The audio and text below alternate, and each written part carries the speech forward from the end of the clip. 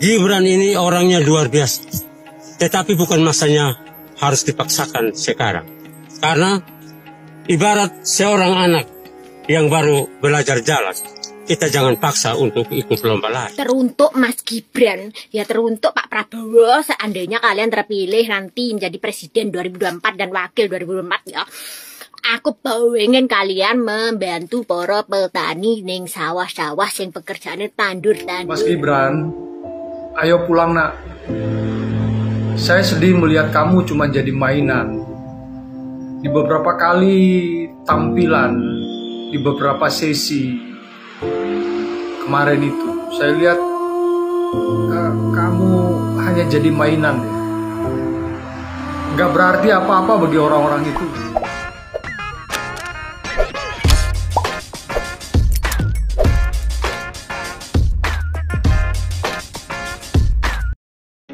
Gibran ini orangnya luar biasa, tetapi bukan masanya harus dipaksakan sekarang. Karena ibarat seorang anak yang baru belajar jalan, kita jangan paksa untuk ikut lomba lari. Jadi kami bukan menolak Gibran, tetapi kami tetap mendukung untuk masa yang akan datang. Karena kami mau supaya beliau dewasa di dalam politik, dewasa dalam segi kebangsaan, berbangsa dan bernegara. Beliau ini masih terlalu muda.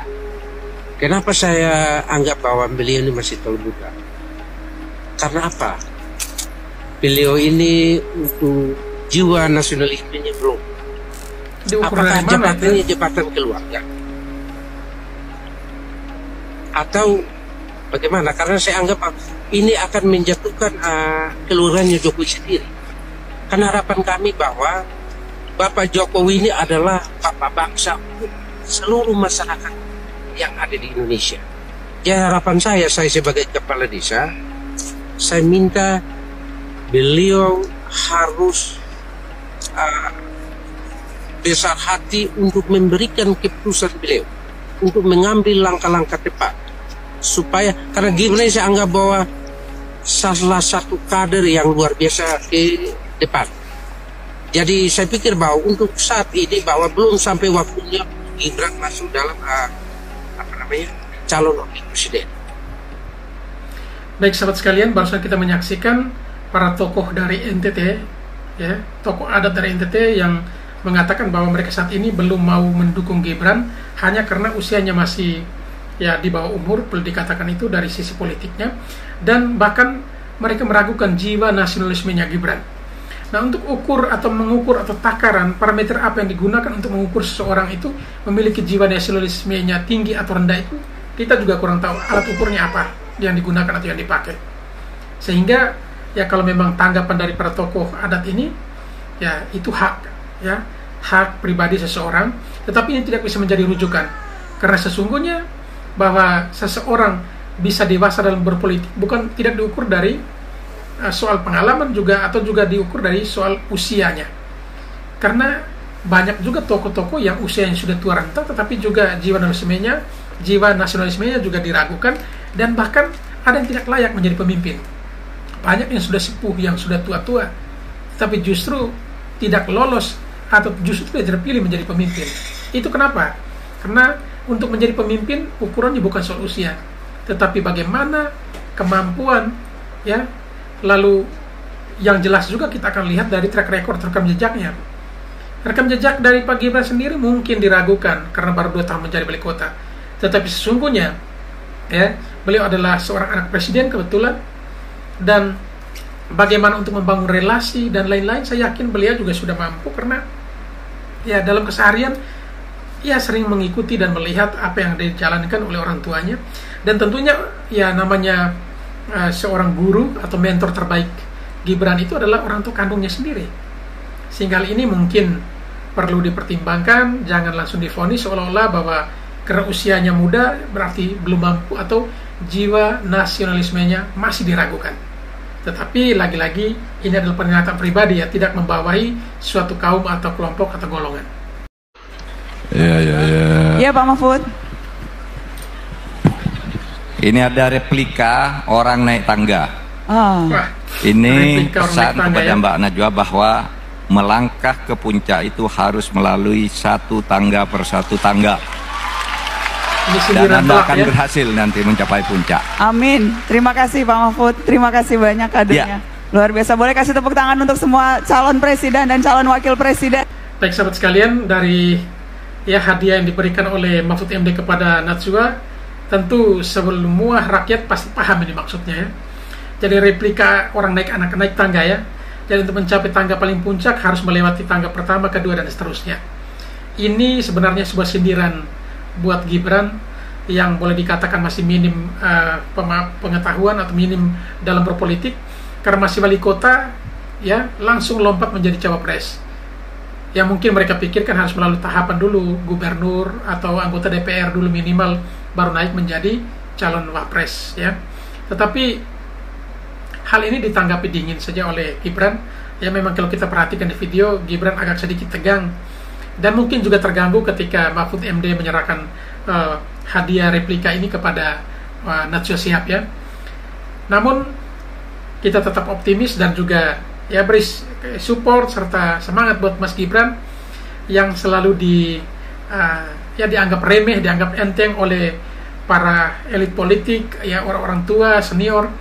Tunjukkanlah Mas Gibran bahwa ketika terpilih nanti Anda mampu menjalankan misi atau tugas atau amanat yang diberikan oleh rakyat, yang dipercayakan oleh rakyat kepadamu. Memang belajar dari orang tuamu, lebih legowo, lebih santai, sekalipun dicaci maki lebih tenang, tetapi hasil kerja yang berbicara, dan itu dikagumi seluruh dunia. Kami yakin bahwa Mas Gibran pasti mampu menjalani amanat rakyat yang sudah dipercayakan jika kelak Tuhan merestui Anda terpilih menjadi wakil presiden. Mas Gibran, ayo pulang nak. Saya sedih melihat kamu cuma jadi mainan. Di beberapa kali tampilan, di beberapa sesi kemarin itu, saya lihat kamu hanya jadi mainan. Hanya dianggap jadi Gak mainan berarti saja, apa-apa bagi orang-orang itu. tidak jadi masalah. Solo adalah rumahmu, keluargamu ada di sana. Orang-orang yang mengasihimu, mencintaimu dengan tulus ada di sana. Orang-orang yang menaruh harapan besar untuk Solo yang ada di tanganmu. Ada banyak pekerjaan yang belum selesai. Kamu hanya menjadi korban ambisi politik orang-orang itu yang kemudian akan mengabaikanmu satu ketika nanti. Mas Gibran, ayo pulang nak, pulang. Baik sahabat sekalian, dari video ini kita boleh menyaksikan entah itu dari hati atau hanya sebuah settingan ya, di mana orang ini mengajak kembali seorang Gibran kembali ke Solo. Rumahmu ada di sana, keluarga besarmu ada di sana, rakyatmu menanti di sana. Karena yang menurut mereka, perhatikan bahwa sepertinya Mas Gibran ini diperalat atau menjadi boneka oleh para elit politik yang memiliki kepentingan. Lalu Gibran hanya menjadi bonekanya dan menjadi badut politik. Ya kurang lebih seperti itu. Tetapi sekali lagi untuk Mas Gibran tetap semangat. Walaupun banyak orang boleh menganggap seperti itu, buktikan. Saya yakin Anda bisa.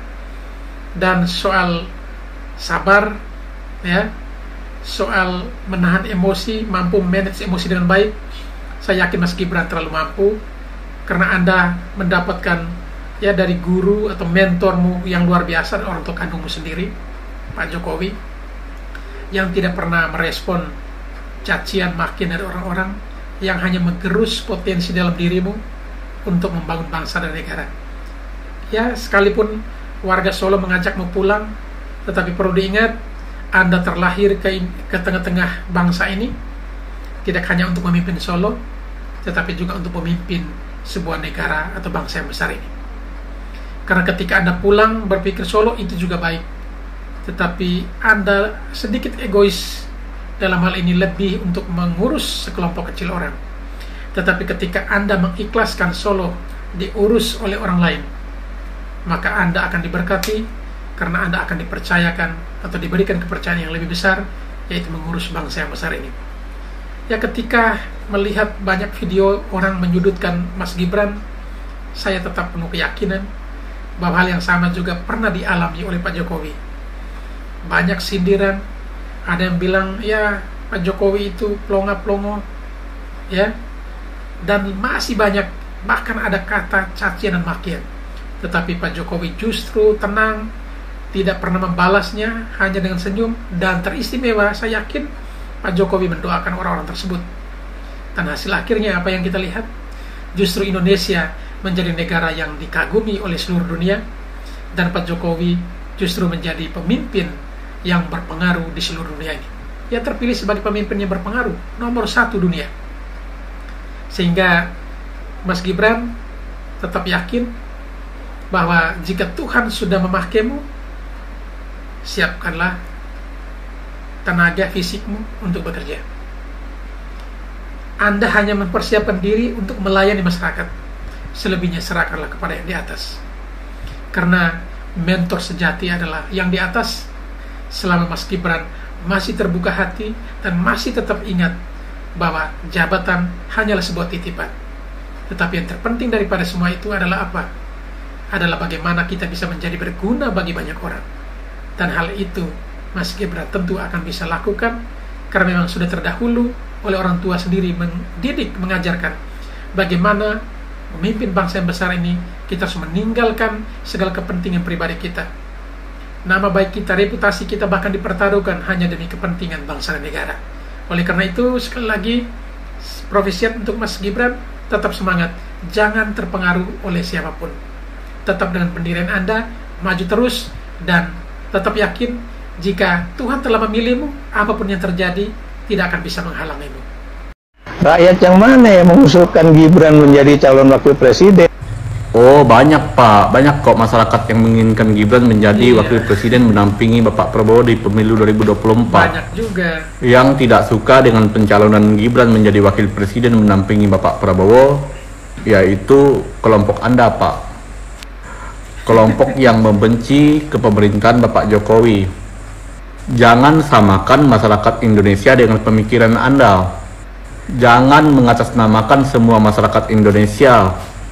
Cara berpolitik Anda sangat kotor. Halo semua kawan-kawan, kalian apa sudah dengar apa belum ya, bahwa sekarang itu lagi viral ya di kalangan milenial, Gen Z ya, kata Gibran. Kata Gibran sekarang di kalangan milenial Gen Z itu diartikan sebagai sesuatu yang curang ya, pembohong ya, manipulatif dan segala macamnya. Jadi sekarang banyak anak milenial Gen Z itu ketika dia mau bilang temennya curang atau merasa dicurangi, merasa dibohongi, dia pakai kata Gibran sekarang.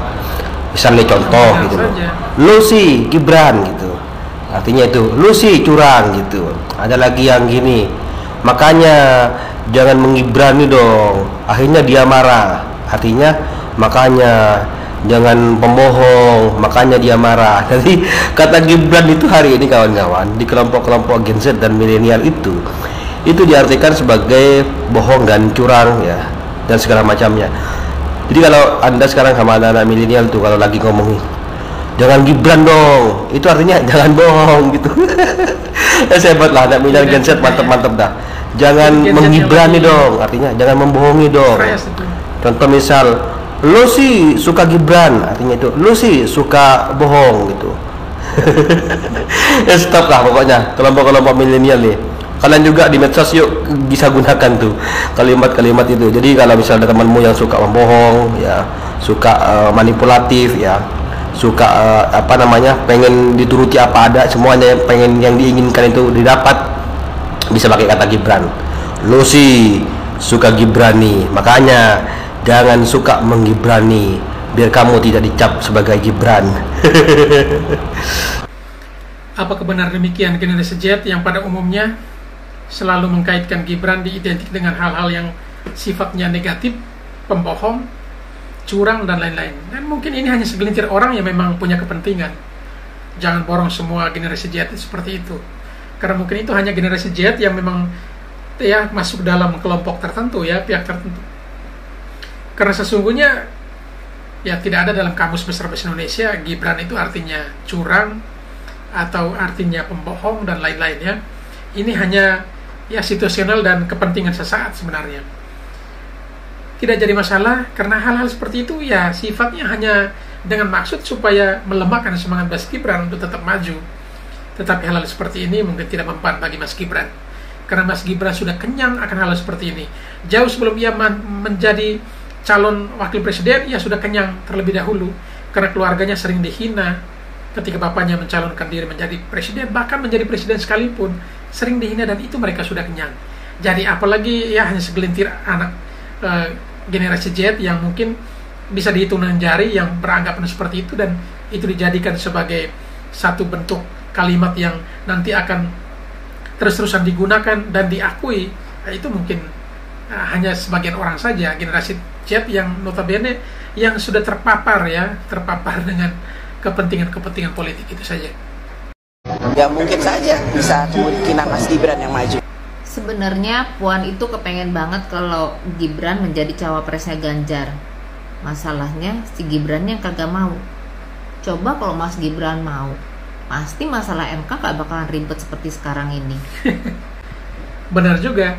Hanya karena Gibran maju tetapi berpasangan dengan orang lain, maka masalah MK itu diperbesarkan. Bisa masuk akal ya analisa ibu ini. Keren.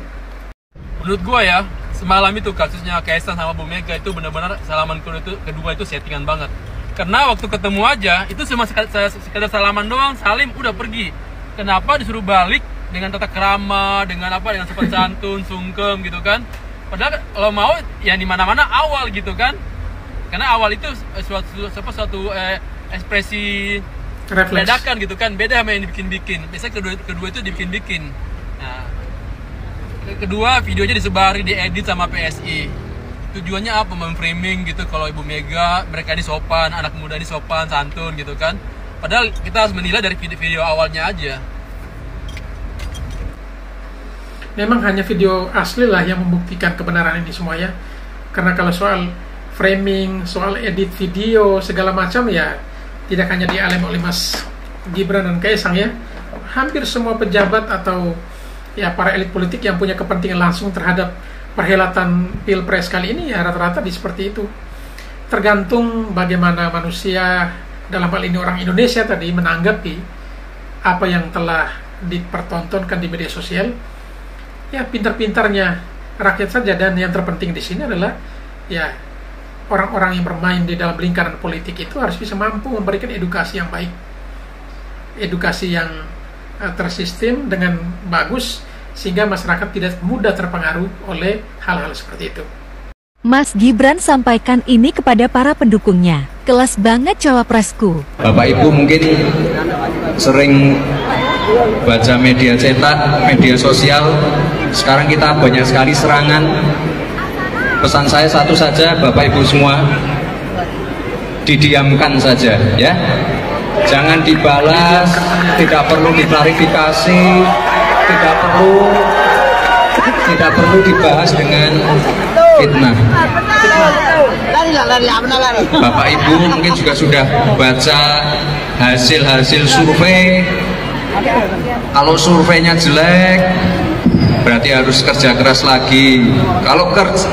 Kalau surveinya bagus, tetap kerja keras, tetap turun ke akar rumput, tetap lakukan konsolidasi door to door, bertemu warga. Pokoknya kita kerja keras terus. Sekali lagi Bapak Ibu, tidak perlu menanggapi fitnah-fitnah, berita negatif, nyinyiran yang ada di sosial media. Setuju semua ya Bapak Ibu ya? Nah, pesan Mas Gibran ini keren. Kalau Mas Gibran sendiri sudah siap bahwa tidak usah menanggap hal-hal seperti itu. Seperti yang saya katakan di video-video sebelumnya, bahwa terkait serangan-serangan yang ditujukan ke Mas Gibran itu, Mas Gibran sudah kenyang sebenarnya dengan serangan-serangan itu. Jauh sebelum ia menjadi calon wakil presiden. Karena serangan ini yang ditujukan kepada bapaknya menyambung sampai ke mereka sekeluarga juga sudah biasa mereka alami. Apalagi ketika dirinya sudah putuskan menjadi calon wakil presiden. Tentu dia sudah bayangkan konsekuensi dari sebuah keputusan. Jadi soal keraguan masyarakat, ya dia akan jawab dengan hasilnya nanti ketika ia dipercayakan untuk memimpin bangsa ini. Dan yang berikut adalah pesannya yang luar biasa untuk kepada pendukungnya, agar fitnah jangan dibalas dengan fitnah, lalu tetap kerja keras. Kalau surveinya bagus, tetap kerja keras. Surveinya turun juga harus lebih kerja keras lagi, lebih rajin lagi turun ke warga masyarakat, memberi edukasi yang baik sehingga tetap menjaga loyalitas para pendukungnya. Teruntuk Mas Gibran, ya teruntuk Pak Prabowo, seandainya kalian terpilih nanti menjadi presiden 2024 dan wakil 2024 ya, aku pengen kalian membantu para petani ning sawah-sawah sing pekerjaannya tandur-tandur, entah itu petani apapun, dibantu ya. Pertama, bantuan sing paling penting ya, sing tidak pernah terpikirkan oleh para penduran dan oleh masyarakat sekitar iku apa sampeyan ngerti? Memperbaiki sing jenenge galengan ya. Galengan sawah iki lho, ya Allah. Biyen iki galengan sawah kena liwat dokar iso mlebu, kena nggih gledeki, gledekan pun iso mlebu, pick up ya iso, truk ya iso, ora-orane iki ora. Saiki galengan ki sampe ngerti kaya apa? Ombone kaya jembatan sirotol mustaqim, obah sithik, sengek sithik kecemplung. Sujune kok ora kecemplung ning neraka, ya jenenge nyemplunge ning sawah. Dadine mergo gak enek dalan, mungkin juga salah satunya menjadi alasan kenapa anak-anak muda ki wis emoh bertani. Sampe ngerti apa ora to? Panene ki wis kesel, cek leren nyunggi ngene hasile ya. Hasile ki teko kene, sawah iki ning kene. Dalan sawah iki ning anu ning Nganjuk ya kan. Dalane iki ning Medion, sampean bayangno. Sawah iki ning Nganjuk kene, ngusungi tekan Medion lho ora modar. Bongko kesel. Mangkane saiki ya. Iki nggone kancaku cerita nyata jarine. Sawah wis ditanduri kari manen, ora enek sing gelem apa ki manen. Ngongkon wong ora enek sing gelem. Mergane apa? Ngusung-ngusunge kesel aduh nggone nyunggi. Nganjuk teko Medion ya modar, Pak. Iki perumpamaan iki, perumpamaan ora tenanan lah. Jadine Pak Jokowi kan wis membangun jalan raya. Besok lek wis nganu dalan-dalan sing anu tolong galengane diperbaiki. Ya perangkat-perangkat desa iki dikai kerjaan ngono lho kaya ben ora tenguk-tenguk tok ning anu ning apa jenenge ning balai desa ya kan. Terus sing kedua nih, pupuk. Pupuk ki penting, pokoknya penting. Semoga pabrik pupuk kita segera jadi, segera bisa beroperasi dan bisa memproduksi pupuk untuk seluruh petani di negeri ini ya kan. Harapan luar biasa. Iya, asine galengan ya bola sini guys yo. Galengan. Tapi mbuhnya pokok saya disodeti saya entek demi saiki galengan iki mek kur semini. Ancik-ancik iki kaya ancik-ancik riye modar, pokoke jeblok modar. Mesakno petanine kita ki. Ya Allah, mesakne nyunggi ngene kan sirahe tengel dan mulih-mulih boyoke pedhot ki mesakno ya kan mesakno. Kasihan mereka, kasihan. Ya ora-orane iki dokar lah iso mlebu dokar wis ra usum ya. Pick up apa truk ngono ki iso mlebu ning tengah-tengah ben ra dodono men ngono kuwi. Usung-usungnya nyunggi pari mudar ya keselen panasin mulet petani ada ki sawara guys pokoknya soror pola di seluruh Asia ki paling petani Indonesia ki sing paling soro dewi ya soro asline sorone digawe dhewe asline digawe sarone digawe dhewe tapi yo piye meneh meopanfa. Baik sahabat sekalian, itulah sebuah video dari harapan dari seorang TKW asal Indonesia yang saat ini bekerja di Taiwan. Pesannya ditujukan untuk Pak Prabowo dan juga Mas Gibran ketika kelak jika Tuhan berkenan terpilih menjadi presiden agar memperhatikan rakyat kecil, teristimewa untuk para kaum petani ya. Kaum petani yang selama ini mungkin persoalannya dihadapi adalah pupuk dan hal-hal lainnya seperti disampaikan tadi dalam bahasa Jawa ya. Mungkin sebagian besar saya sendiri kurang paham, tetapi maksudnya kurang lebih seperti itu. Harapannya agar kelak jika Pak Prabowo dan juga Mas Gibran terpilih menjadi pemimpin, jangan lupa dengan para petani. Perbaiki kesejahteraan mereka, perhatikan kebutuhan-kebutuhan dan kesulitan yang mereka alami saat ini.